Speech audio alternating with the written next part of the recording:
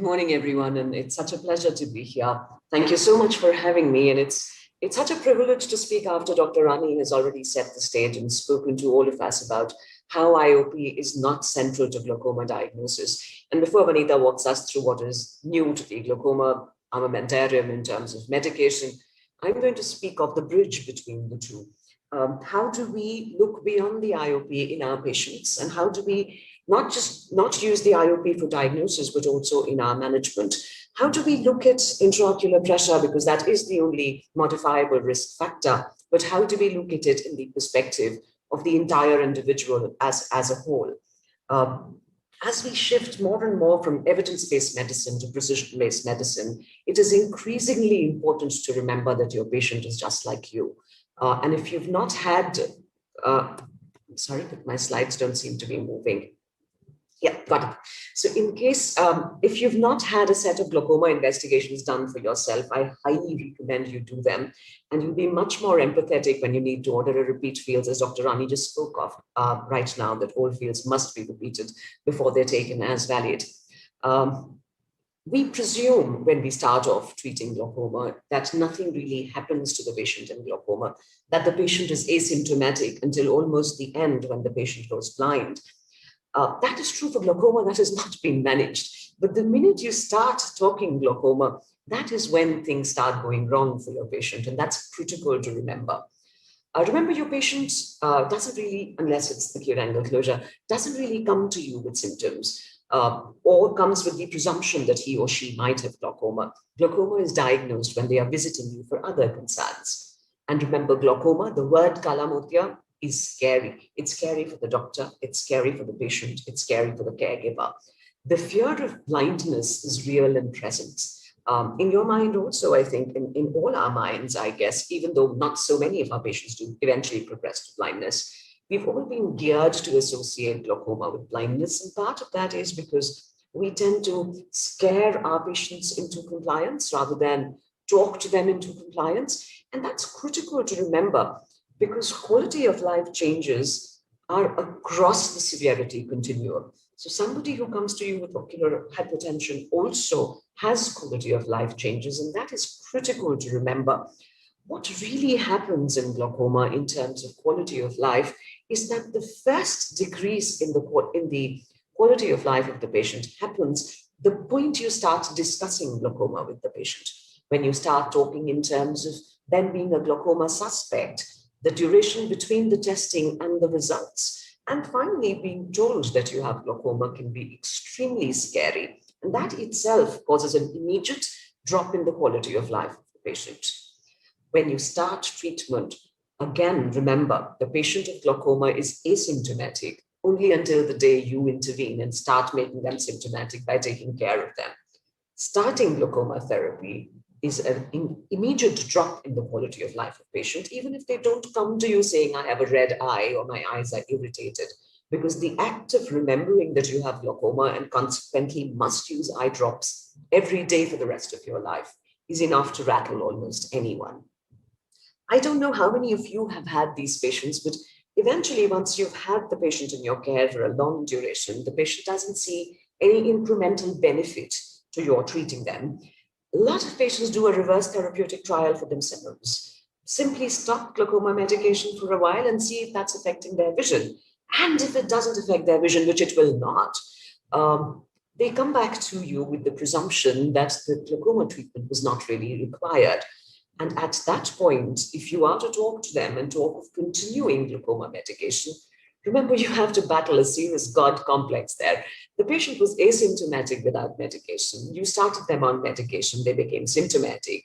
They stopped the medication again. They didn't see any perceivable difference in their vision throughout this start and stop of treatment, but they did see a start and stop in their side effects that they were having from your medication. How do you then tell that patient to continue to take your medication? Those subset in this graph in red, where they actually have physical quality of life related concerns because of vision loss, are the patients who are on the other end of the glaucoma spectrum, the ones that we struggle with in terms of preserving vision.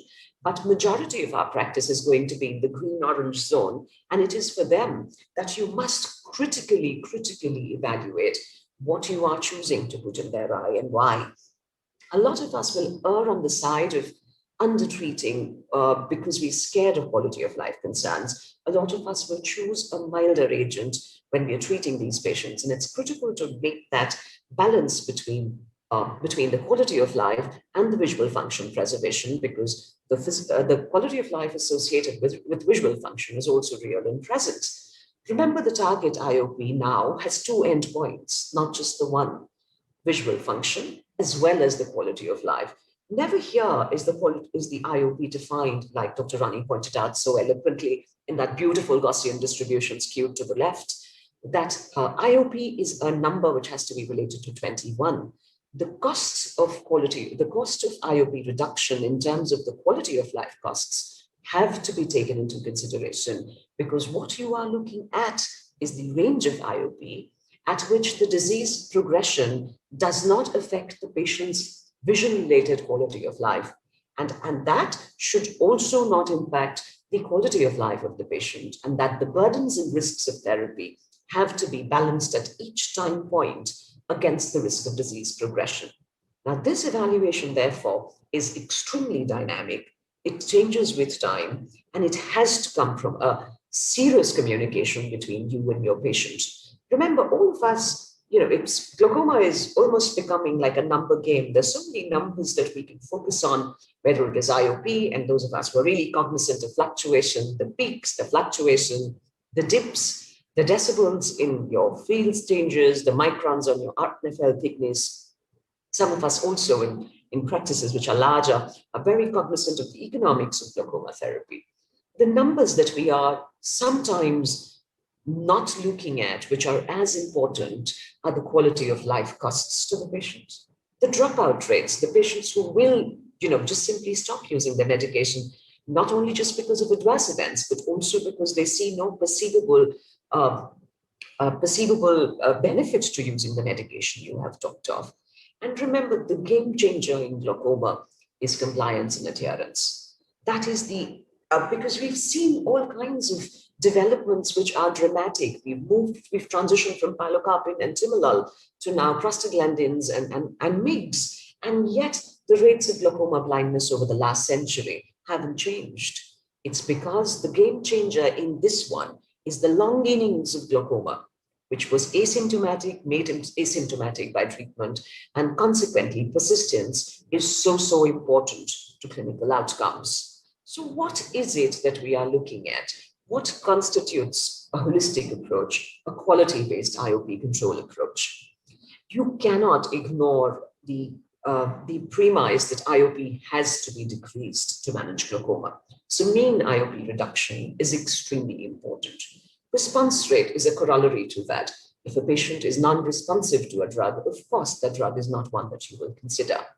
And of course, the only way, again, banking off Dr. Rani's lecture here again, is long-term IOP control and visual field stability. You have to have functional proof of the drug working, and the only way to do that is the visual field progression. And IOP control is only a surrogate for that, because visual field changes are not immediate.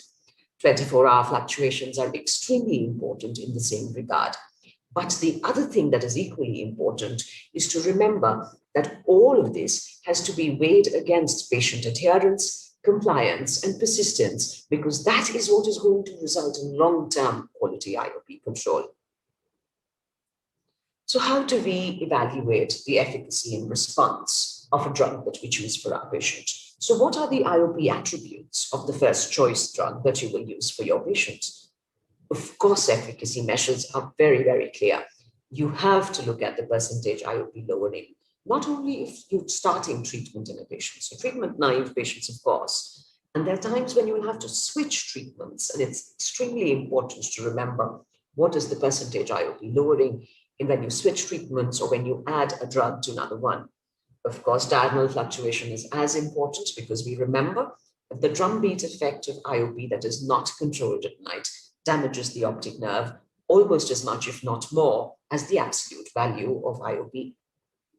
And of course, then there is the consistent long-term efficacy of the medication, which will only be measured by visual field stability, and your IOP control over time will only be a surrogate for functional visual damage. Keeping all of this in mind, there really isn't much of a debate to prostaglandins being the first choice always. And if you were to look at all of the prostaglandins that are available today to us, they almost have a similar mean IOP lowering, at least in patients that have in real world experiences with patients with POAG, ocular hypertension, as well as PACG. You will have everyone speak to you of how one prostaglandin is superior to the other and why. But what is critical to remember that the efficacy is almost similar across the class. There will be one which will give you an additional 1 or 2 millimeter mercury lowering, but remember that could also be your test-retest variability. Every single time that you measure IOP, you're not measuring it at the same time. It's not the same observer. So with efficacy being almost similar across class, what then is the differentiator?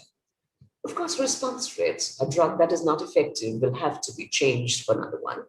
And the side effect profile, because the glaucoma number game is a really long innings. If you are looking at the clinical lifespan of a patient who walks into you in their, maybe 50s, you're looking at about 30 years of glaucoma medication for that patient.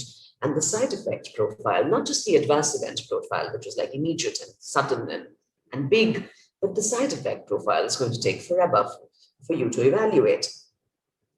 Remember, most of these drugs, when they are being evaluated, have a much higher incidence of side effects than you see in clinical practice. So you'll turn around and say, oh, I didn't see like 30% incidence of hyperemia with this particular drug in my clinical practice. Why did it reflect so much in the clinical trial that was put out? That is because in the real world, we are not asking the patient for side effects. Remember, patients are hesitant. They will not discuss their problems with you unless you provide for them, one, an environment that encourages conversation, and two, unless you ask them direct questions. Is this drug giving you a problem? Only then will you be able to elicit side effects sometimes. And those, of course, are the tip of the iceberg. The ones that come to you and say, my eyes are red, are really the tip of the iceberg.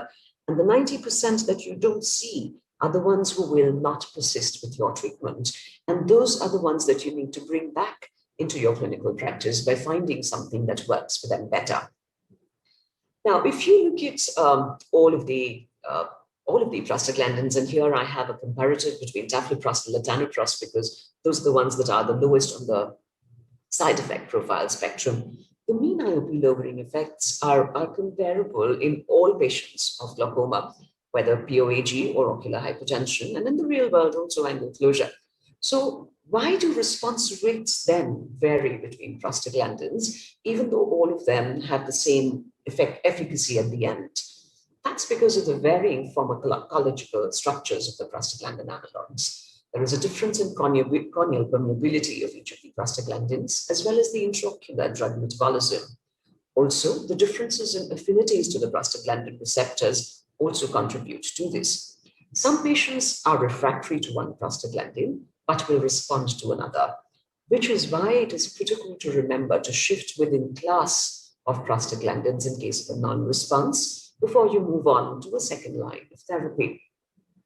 And what then is a long-term experience in terms of long-term IOP control and visual stability when we look at all of these drugs that we have with us? Remember, eyes with IOP fluctuation of more than 3 millimeters of mercury have a significant visual field progression as documented by subset analysis. This is post-hoc analysis, but still valid. And each millimeter of IOP actually increases the risk of visual field progression. Now, what is important to remember here is the cost of 1 millimeter of mercury reduction in terms of not only the absolute cost to the patient and the economics of it, but more specifically, the cost of 1 millimeter reduction of IOP in terms of the quality of life costs to the patient. So if your decrease of 2 millimeters of mercury in a particular patient gives him a red eye and puts him at risk of stopping glaucoma therapy, is that what you should be looking at? Remember, long-term IOP fluctuation is an independent and stronger predictor than mean IOP for visual field progression. And that means that any patient who's stopping therapy in the middle, for whatever reasons, discontinuing therapy, is going to be more at risk for visual loss than any other. This is basically to emphasize why timolol is losing the glaucoma battle for us in so many ways.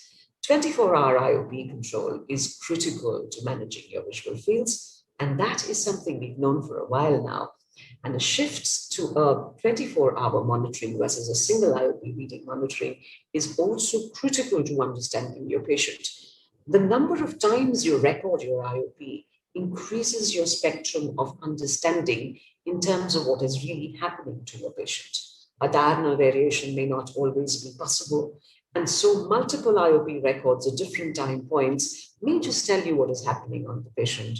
A water drinking test may also give you a better indication of peak IOP levels. And multiple IOP readings are definitely superior of the IOP levels as compared to solitary reading in the office. And if you can't, do multiple IOP readings because of whatever logistics of your practice, then at least ask the patients to come at different time points once you've established the primary baseline with at least 3 IOP readings for that particular patient. Having more than a single IOP reading in a day clarifies the extent of IOP fluctuations during the examination period and also helps you identify the time of day when peak IOP occurs. Remember, all of this is usually after IOP hours, and so many times we see our patients who have been absolutely well controlled during office hours, but they do not seem to be doing well when you look at their visual fields, and which is when an evaluation of their 24-hour IOP profile becomes extremely important. For this particular patient, and this is an old patient from when I was younger, I think, you look at this particular patient, and this patient is 73 with progressive visual fields. We're happy with the kind of IOP reduction we've seen during office hours. The patient is on alpha adrenergics and beta blockers, and you would expect something similar to happen at night, but this is what happens. Remember, alpha adrenergics and beta blockers do not both work at night. There's a severe drop in their efficacy, and this could very well be the reason why your particular patient, even though your office hour control shows good reasons, would actually end up showing progression. I'm also going to show you my results with prostaglandins. We tend to believe that that there will be no nighttime rise with prostaglandins. That is not how it is. I'm not glaucomatous, and the 3 panelists today, but all of us, if we were to be checked on a diurnal variation curve, and I've had one done on my eye, we would all have a physiological nocturnal rise in eye pressure. And that rise in eye pressure is blunted by prostaglandins. It cannot be removed because that's physiology. There will also be patients who will not respond to prostaglandins in terms of nighttime rise. And when they continue to progress, the only way to pick it up and attribute it to IOP and not something else would be if you were to do a diurnal pressure curve. Remember, angle closure glaucoma is no different from POAG when it comes to IOP fluctuation. And DV is just as important in post-LPI in patients of angle closure, because these are susceptible to a faster progression rate than open angle glaucoma patients. And peak outside of IOP hours are more than half the patients, definitely, almost 70% of patients will actually show a peak IOP at 4 a.m., a time when none of us want to wake up to measure eye pressures for our patients. And then I'm going to come to the crux of what I'm supposed to talk of, the quality of life.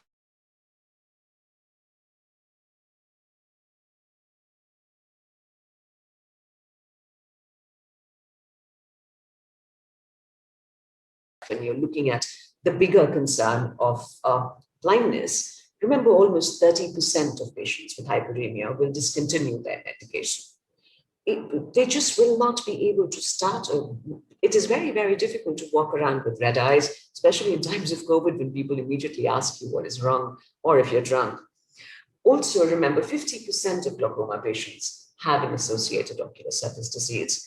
And you're modifying your treatment protocol by simply adding on a lubricant means patients will use the lubricant more than they use their glaucoma medication until the communication from your side has been absolutely clear that one drug is for your glaucoma and the other drug is merely to help you feel more comfortable.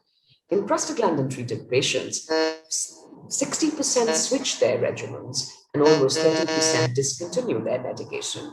And recognition and treatment of OSD is actually the one defining factor when it comes to influencing adherence and consequently the glaucoma treatment outcomes. Remember, drops will not work in a patient if the patient doesn't use them. And there is a high early dropout ratio, irrespective of the drug you choose, which is attributable to both the treatment and the disease per se. And it is this subset of patients that you really must identify. So patient cooperation, of course, is extremely important, which is where communication becomes the lodestone, the cornerstone of glaucoma therapy. Adherence and persistence are both crucial, and adherence and persistence depend on both you and the patient being happy with the IOP control. You in terms of the quality of IOP reduction and the patient in terms of the quality of life impact of the patient. Also remember, 40% of your patients will be unable to put drops without assistance, especially those who are elderly, and you must be able to recognize this non-compliance as well.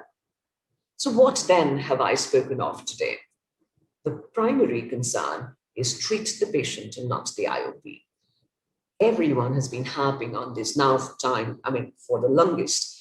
Assess the patient as a whole, individualize the treatment, document your findings, communicate with the patient, document the communication, and then go ahead with what you're going to do. Treatment should provide effective IOP reduction. It relies on patient cooperation, and therefore safety and tolerability are just as important for efficacy outcomes as what you see in terms of IOP control, because treatment effectiveness depends on patient acceptance, and that is critical to the optimal management of disease. The holistic approach, therefore, has to be tough on IOP, easy on the eye.